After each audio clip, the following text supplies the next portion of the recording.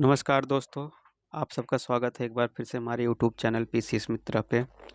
दोस्तों, आज हम लोग राज्यों का पुनर्गठन पे चर्चा करेंगे और इसमें देखेंगे कि जो भारत में आज़ादी के बाद जो भारत में राज्यों का गठन किया गया, वह किस तरह से किया गया। तो आज इसलिए हम लोग चर्चा करेंगे भारत में राज्यों का पुनर्गठन। तो दोस्तों, अगर हम बात करें भारत के राज्यों के पुनर्गठन पे, तो आज़ादी के समय भारत में राजनीतिक की दो श्रेणियां थीं। आज़ादी के समय जब भारत आज़ाद हुआ था, तो अगर हम आज़ादी के समय की बात करें, जब भारत आज़ाद हुआ था तो उस समय भारत में राजनीतिक दो श्रेणियां थी। राजनीतिक इकाई में दो श्रेणियां थी। एक ब्रिटिश प्रांत थी, एक आपका ब्रिटिश प्रांत था और दूसरा देसी रियासतें।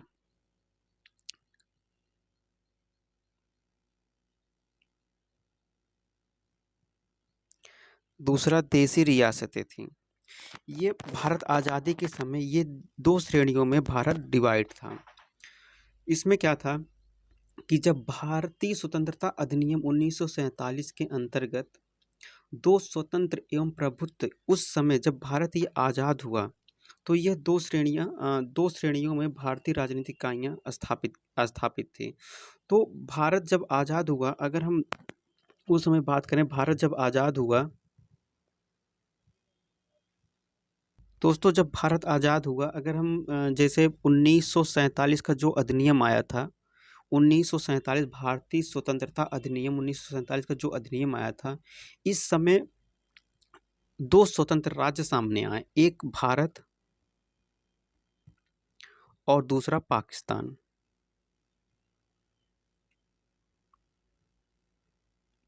एक भारत आया और दूसरा पाकिस्तान आया। तो ये दो स्वतंत्र राज्य 1947 में सामने आए। और जो देसी रियासतें थीं और ब्रिटिश प्रांत के जो अधीन, ब्रिटिश सरकार के शासन के अधीन जो राज्य थे और देसी रियासतें जो थीं, उनको उनको कहा गया कि उनके पास तीन विकल्प रखे गए। जो देसी रियासतें थीं, देसी रियासतें थीं,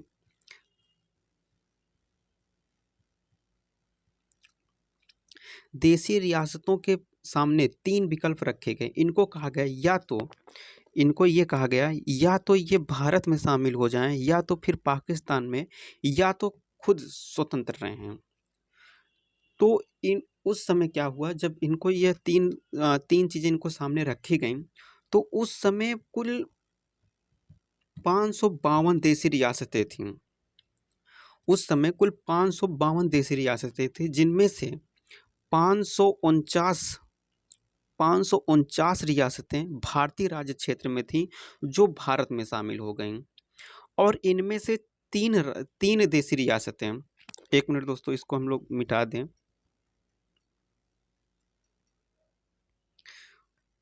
जो तीन देसी रियासतें ऐसी थीं, तीन देसी रियासतें जो थीं, तीन देसी रियासतें, जिसमें आपका हैदराबाद,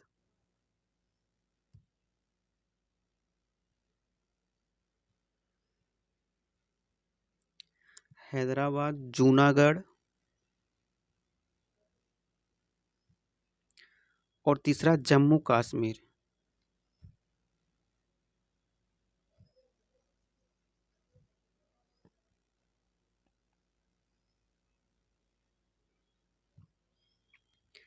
J&K, जम्मू कश्मीर।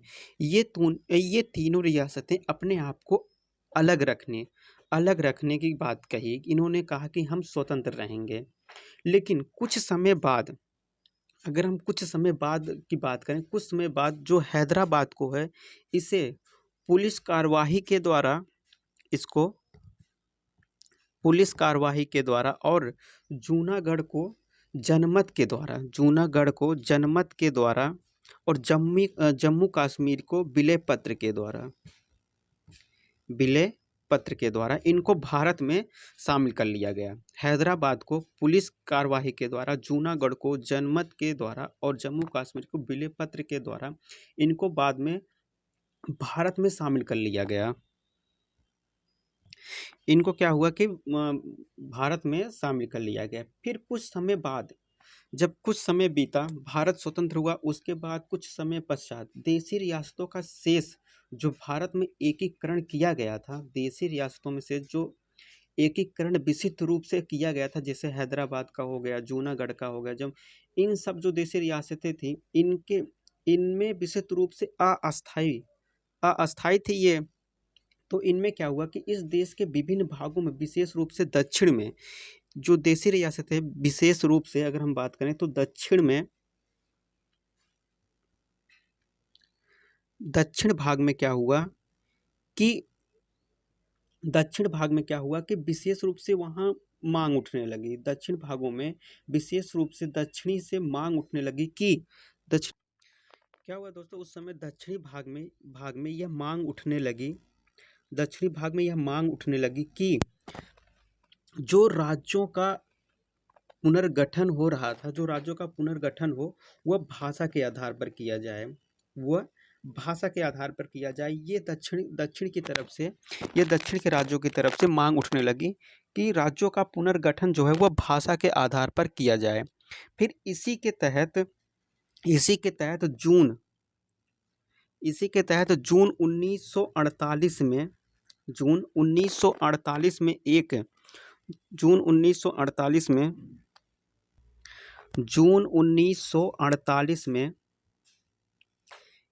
जून 1948 में एक यस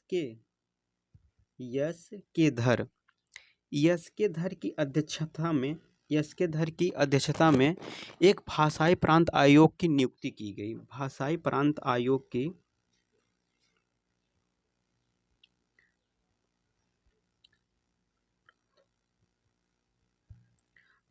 नियुक्ति की गई या आयोग का गठन किया गया। तो इस आयोग ने क्या किया, जो भाषाई प्रांत आयोग का गठन किया गया, इस आयोग ने क्या किया कि इसने अपना रिपोर्ट 1948 में पेश किया और इसने कहा कि जो राज्यों का पुनर्गठन है वह भाषाई आधार पर न कराकर बल्कि प्रशासनिक सुविधा के अनुसार होना चाहिए। इसने क्या किया कि ये जो भाषा के आधार पर लोग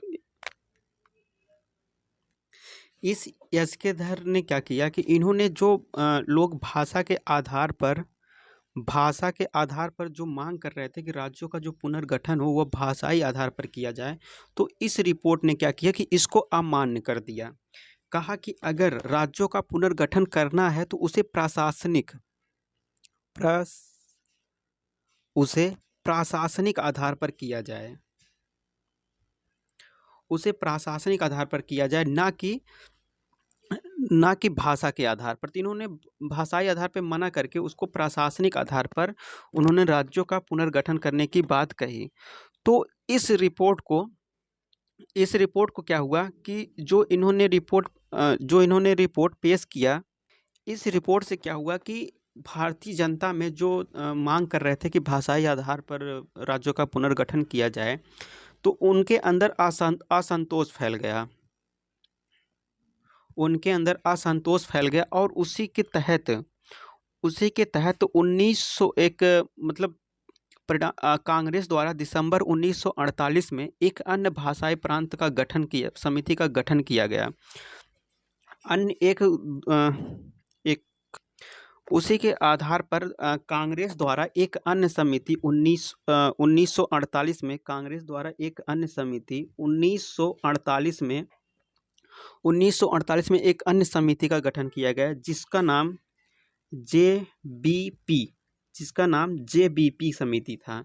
जेबीपी समिति यानी पंडित जवाहरलाल नेहरू, दूसरे आपके वल्लभ भाई पटेल और तीसरा पट्टाभी सीतारमैया, ये 3 लोग इस समिति में शामिल थे। जेबीपी समिति का गठन किया गया जिसमें जवाहरलाल नेहरू, वल्लभ भाई पटेल व पट्टाभी सीतारमैया शामिल थे। इन्होंने क्या किया कि अपनी जो रिपोर्ट अप्रैल 1949 में इन्होंने अपनी रिपोर्ट प्रस्तुत किया और इस रिपोर्ट के तहत इन्होंने औपचारिक रूप से जो इन्होंने रिपोर्ट 1900 पेश किया, इस बात को औपचारिक रूप से अस्वीकार कर दिया गया कि राज्यों का जो पुनर्गठन का आधार है वह भाषाई होना चाहिए। राज्यों का जो पुनर्गठन का आधार है वह भाषाई के आधार पर होना चाहिए, यह इस बात से इन्होंने अस्वीकार कर दिया।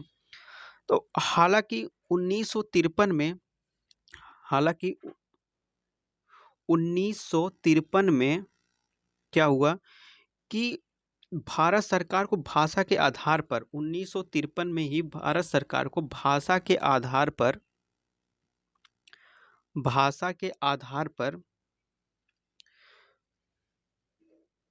पहले राज्य का गठन करने के लिए मजबूर होना पड़ा। भाषा के आधार पर पहले राज्य का गठन है उसको करने के लिए उनको मजबूर होना पड़ा कि जो पहले राज्य का इन्होंने गठन किया वह भाषा के ही आधार पर इनको करना पड़ा। इस समय क्या हुआ कि जो ये गठन हुआ, यह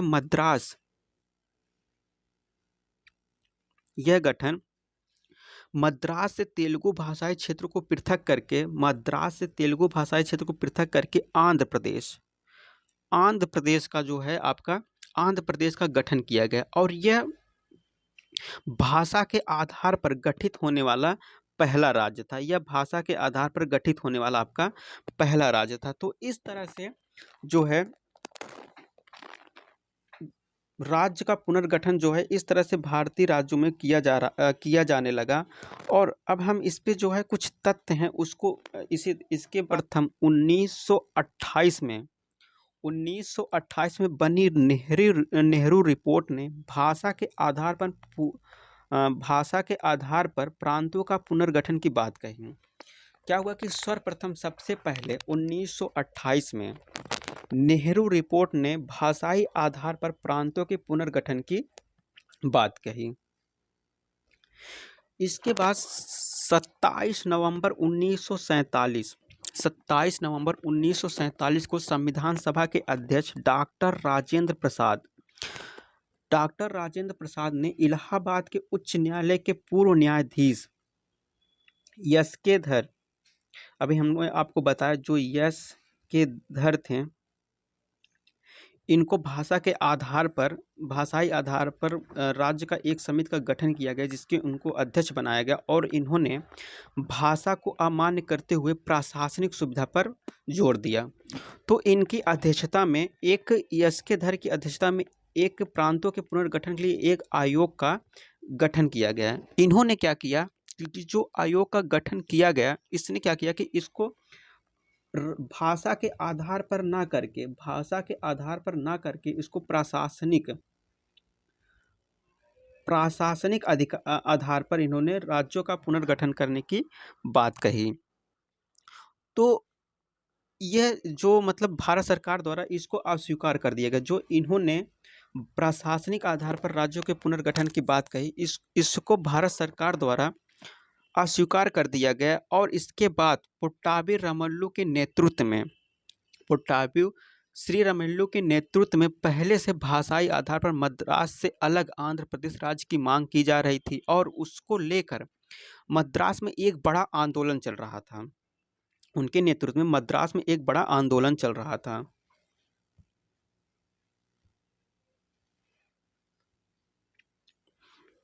उसके बाद फिर उन सब के हालातों को देखते हुए 1 दिसंबर 1948 को भाषाई आधार पर मद्रास के पुनर्गठन मुद्दे की समीक्षा करने के लिए जवाहरलाल नेहरू, वल्लभ भाई पटेल और पट्टाभी सीतारामैया के नेतृत्व में एक समिति का गठन किया गया। इसी समिति को जेबीपी समिति भी कहते हैं। इस समिति को जेबीपी समिति भी कहते हैं। इस समिति का जो गठन हुआ, जेबीपी समिति का जो गठन हुआ, इन्होंने कहा कि यद्यपि भाषाई आधार पर प्रांतों का पुनर्गठन अनुचित है, यद्यपि भाषाई आधार पर प्रांतों का पुनर्गठन जो है वह सही नहीं है, लेकिन अगर जन भावनाओं में ऐसी बातें उमड़ती है तो उनका आदर भी करना आवश्यक है। तो जेबीपी समिति ने क्या किया कि इन्होंने जो अपना रिपोर्ट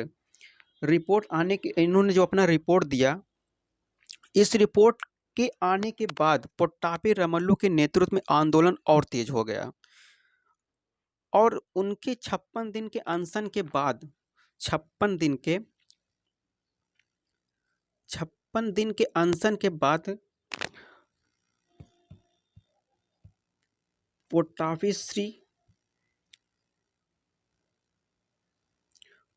श्री रामल्लू का मृत्यु हो गया। इनका अनशन के 56 दिन बाद पट्टाभी श्री रामल्लू का मृत्यु हो गया और जिससे आंदोलन हिंसात्मक हो गया, जिससे आंदोलन और भी ज़्यादा हिंसात्मक हो गया। इन सब को देखते हुए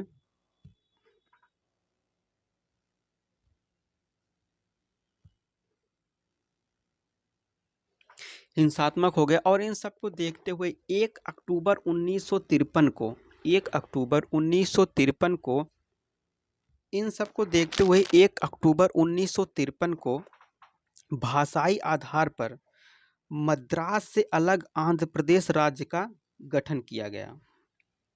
1 अक्टूबर 1953 को जो इसके पहले जो जन आंदोलन उमड़ा था उन सबको देखते हुए 1 अक्टूबर 1953 को भाषाई आधार पर मद्रास से अलग एक आंध्र प्रदेश राज्य का गठन किया गया। यह भाषा के आधार पर बनने वाला भारत का पहला राज्य था। भाषा के आधार पर बनने वाला भारत का पहला राज्य था आंध्र प्रदेश, जिसको भाषाई आधार पर मद्रास से अलग करके एक अलग राज्य का दर्जा दिया गया। इसके बाद क्या हुआ कि 22 दिसंबर 1953 को डॉक्टर फजल अली की अध्यक्षता में एक 3 सदस्यीय राज्य पुनर्गठन आयोग का गठन किया गया। 22 दिसंबर 1953 को डॉक्टर फजल अली की अध्यक्षता में एक 3 सदस्यीय राज्य पुनर्गठन आयोग बनाया गया। या आयोग का गठन किया गया। जो ये 3 सदस्य थे, एक इस पे डॉक्टर फजल अली थे, 2 अन्य सदस्य जो थे वो एक आपके हृदयनाथ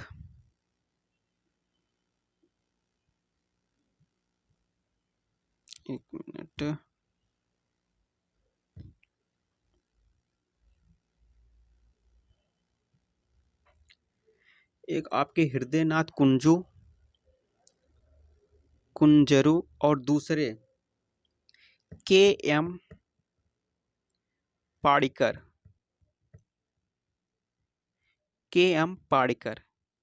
ये आपके 2 अन्य सदस्य थे। एक हृदयनाथ कुंजरू और दूसरे के.एन.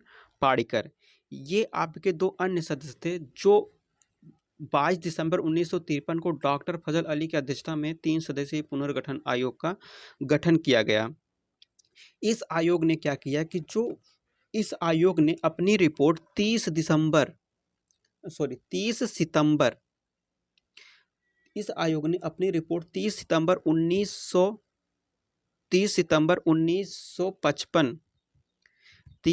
1955 को अपनी रिपोर्ट भारत सरकार को सौंपी और इसने कहा कि इस समिति ने जो भाषा के आधार पर जो राज्यों का पुनर्गठन की बात चल रही थी उसको इन्होंने इनकार कर दिया।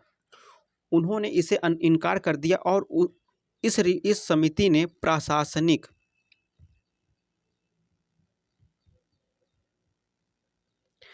प्रशासनिक और पंचवर्षीय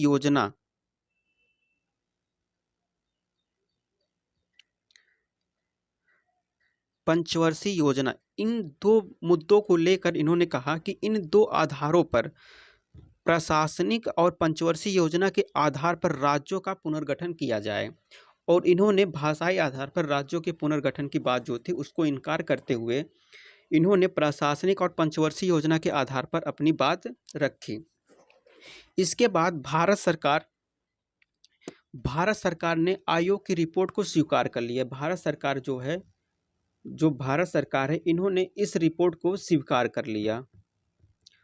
डॉक्टर फजल अली की अध्यक्षता में जो समिति का गठन किया गया था उसकी जो रिपोर्ट आई उसको भारत सरकार ने स्वीकार कर लिया और 1 नवंबर 1956 को राज्यों का पुनर्गठन कर दिया। 1 नवंबर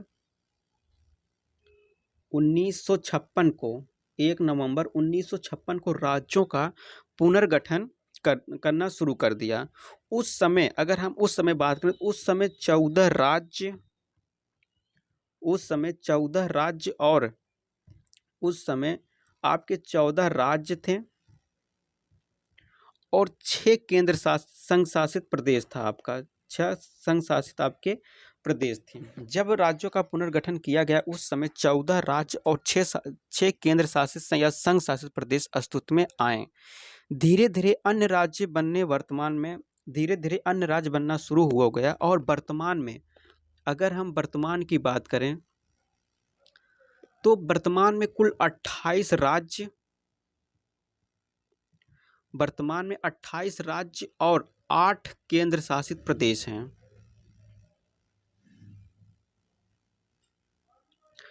8 केंद्र शासित प्रदेश हैं। वर्तमान की अगर हम बात करें तो 28 राज्य व 8 केंद्र शासित प्रदेश हैं। इसमें अगर हम बात करें तो 31 अक्टूबर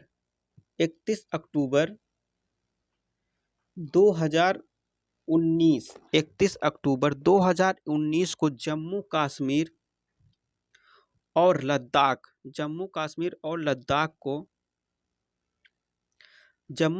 को अलग करके जम्मू कश्मीर और लद्दाख को 2 नए संघ शासित प्रदेश बनाए गए, जिनमें जम्मू कश्मीर में दिल्ली के तर्ज पर विधानसभा होगी। जबकि लद्दाख में नहीं होगी। इसके बाद 26 जनवरी 2020 को 26 जनवरी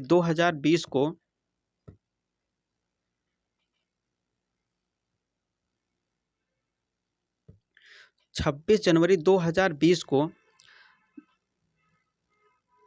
दादर नगर हवेली और दमन दीव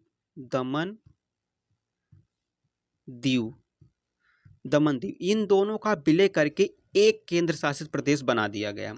26 जनवरी 2020 को दादर नगर हवेली और दमन दीव को विलय करके एक केंद्र शासित प्रदेश बना दिया गया। इसके तर्ज पर भारत में वर्तमान में 28 राज्य और 8 केंद्र शासित प्रदेश थे।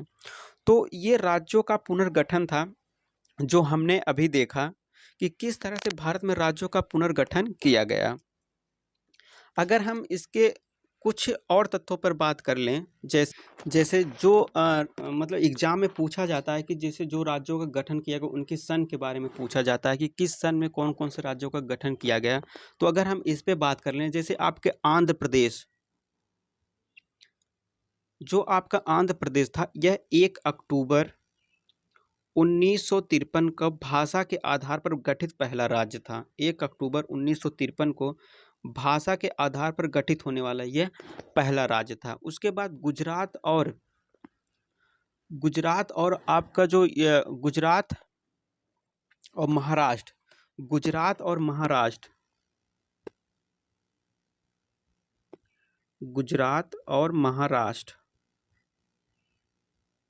गुजरात महाराष्ट्र यह दोनों 1960 में नए राज्य के रूप में आए। 1960 में एक अलग राज्य के रूप में आए। गुजरात और महाराष्ट्र दोनों 1960 में एक नए राज्य के रूप में आए। उसके बाद आपका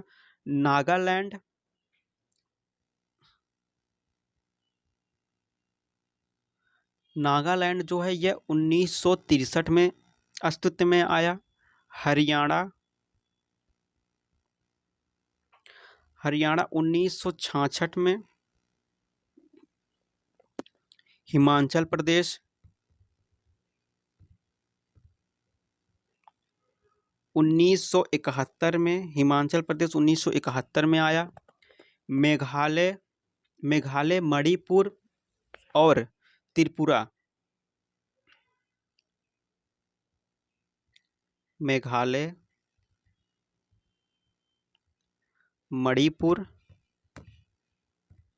और आपका त्रिपुरा यह तीनों 1972 में अस्तित्व में आए। तीनों मेघालय मणिपुर और त्रिपुरा तीनों 1972 में अस्तित्व में आए। इसके बाद आपका जो है सिक्किम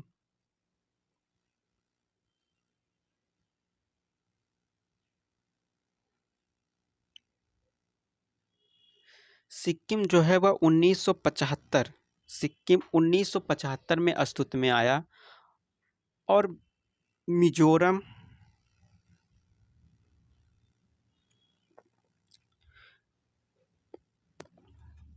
मिजोरम और अरुणाचल प्रदेश, मिजोरम और अरुणाचल प्रदेश ये 1987 में दोनों अस्तित्व में आए। मिजोरम और अरुणाचल प्रदेश 1987 में अस्तित्व में आए। गोवा, गोवा जो है आपका ये भी 1987 में अस्तित्व में आया। यानी कि 1987 की अगर हम बात करें तो मिजोरम, अरुणाचल प्रदेश और गोवा तीनों 1987 में आए, लेकिन इसके पहले जो मिजोरम और अरुणाचल प्रदेश हैं ये 20 फरवरी 1987 में अस्तित्व में आया, जबकि गोवा जो है यह 30 मई को अस्तित्व में आया। इसके बाद आपका जो है छत्तीसगढ़,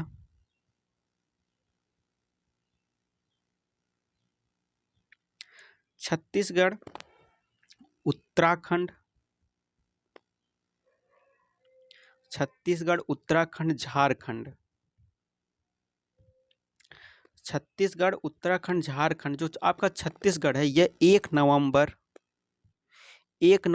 2000 में अस्तित्व में आया। उत्तराखंड जो है यह 9 नवंबर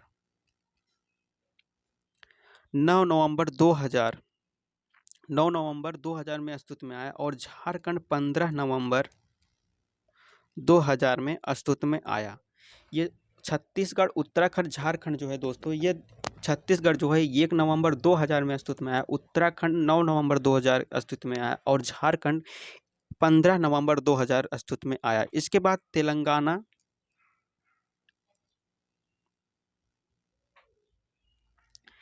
तेलंगाना जो है 2 जून 2014 को अस्तित्व में आया। तो दोस्तों आज हम लोग देखें कि जो राज्यों का, भारत में जो राज्यों के आज़ादी के बाद जो राज्यों का पुनर्गठन हुआ उस पे हम लोगों ने आज चर्चा किया और उसमें देखा कि किस तरह से राज्यों का पुनर्गठन किया गया। पहले भाषाई आधार पर, जिसमें एक समिति का गठन किया गया था, के.एस. धर का समिति का गठन किया गया था। उन्होंने पहले ही कहा था कि राज्यों का जो पुनर्गठन है वह भाषा के आधार पर ना होकर प्रशासनिक आधार पर उन्होंने जोर दिया। लेकिन कुछ मुद्दों के बाद आंध्र प्रदेश को ही 1953 में भाषा के आधार पर राज्यों का पुनर्गठन का पहला दर्जा दिया गया। इसके बाद डॉक्टर फजी अली की अध्यक्षता में 1953 में एक और आयोग का गठन किया गया, जिसे उन्होंने, उस समिति ने यह रिपोर्ट प्रस्तुत किया कि जो राज्यों का पुनर्गठन है वह भाषा के आधार पर ना होकर प्रशासनिक एवं पंचवर्षीय योजना के आधार पर किया जाए। और भारत सरकार ने उसको मान्य की और उसके बाद धीरे धीरे भारत सरकार ने राज्यों का पुनर्गठन चालू कर दिया। तो हमने ये आज देखा इन सब में। अब फिर हम मिलते हैं इसके बाद अगली वीडियो में। तब तक के लिए नमस्कार, जय हिंद। और अगर आपको ये वीडियो अच्छा लगा है तो हमारे चैनल को सब्सक्राइब करिए और शेयर भी करिए। धन्यवाद।